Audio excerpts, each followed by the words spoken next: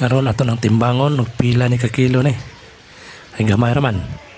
Uy, hapit man naghapon ning 4 kilos. Halipay na. Makabaligya nag makasudan.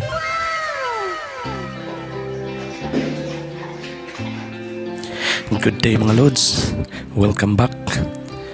O niana po ta sa lain na po ni adlaw sa itong pagpamana. Muna itong kuha karong adlaw. Kaninang kadlawon. Di ara muna itong kuha. Gamay ra kuha arong buntaga. Pero okay na. At least na aba. Kami nga mingaw. Nadyan kihapon tayo kuha.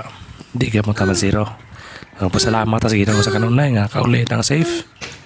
Muna yung pinaka-importante. Bahala ko kuha basta makauli nga buhi. Kanina man god, wata ka focus kayo pamana kay akong kauban wa magkalit. Napaaw ko ug asara. Wa mapumanang hidung uli na day. Kapo din signal na uli.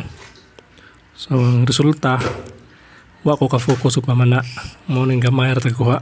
May gani kay nakauli ra dahil sa sipod. Dinira tama na nga itong video. Salamat sa iyong pagtanaw.